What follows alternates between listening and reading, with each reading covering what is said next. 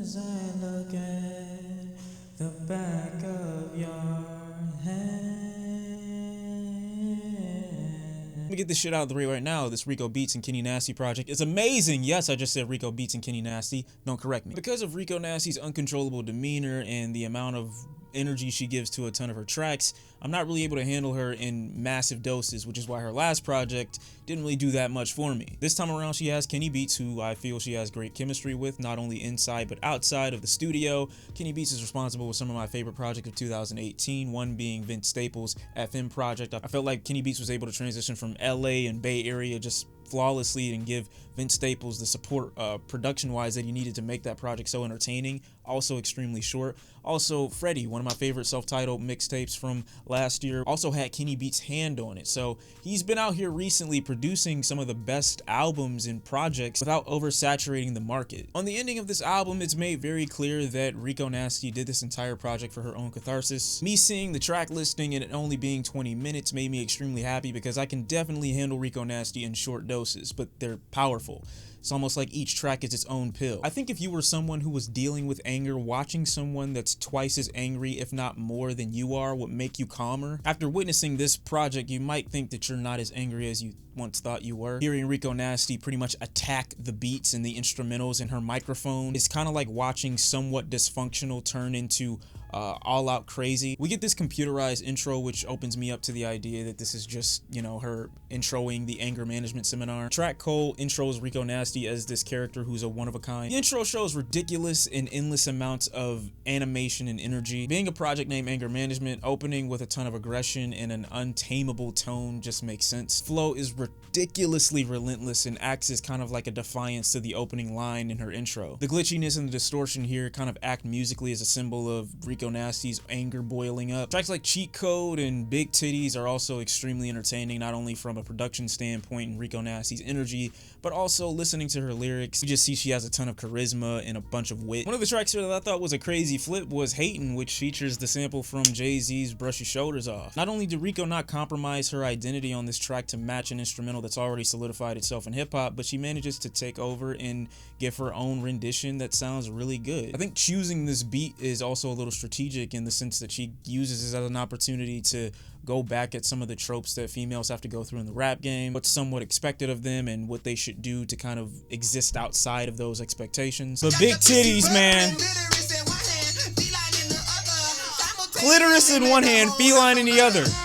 Not only does Kenny Beats match Rico Nasty's intensity with his production in the beginning, but he also manages to calm down and mellow out as she does halfway through the project. As the project continues and shifts, we see someone go from a more tantrum in the beginning to a more reasonable, softer, more subtle approach near the end. We go from these extremely abrasive, loud instrumentals in the beginning to these more rhythmic and casual instrumentals near the end. Like Sellout, where she melodically talks about how her newfound success isn't indicative of treason to herself. I also like in the hook of Sellout how she references the idea of the entire project and track 6 where she talks about falling out with friends. Sellout also sounds instrumentally similar to Drip Too Hard by Gunna and Lil Baby. I don't know if anybody else feels that way or if it's just me. Not to say that the track is bad by any means. I still really enjoy Drip Too Hard. I just think this sounds similar. Again, is such a great use of auto-tune, and it goes back to the earlier parts of her career before the collaborations with Kenny Beats. She talks about how she's absent from her life from time to time,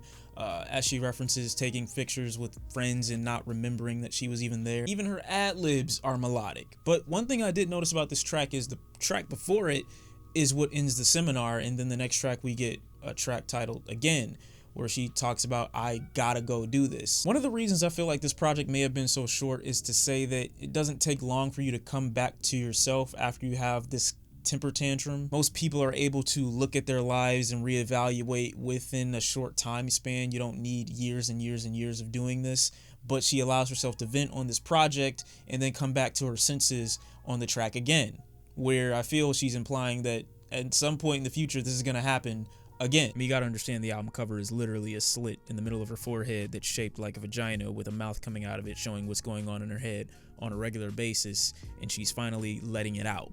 I mean, what else do you expect?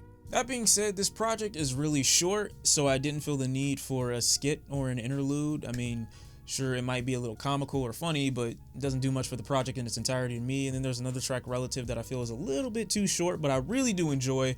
Then we get the track Mood with Splurge, and that just ain't it.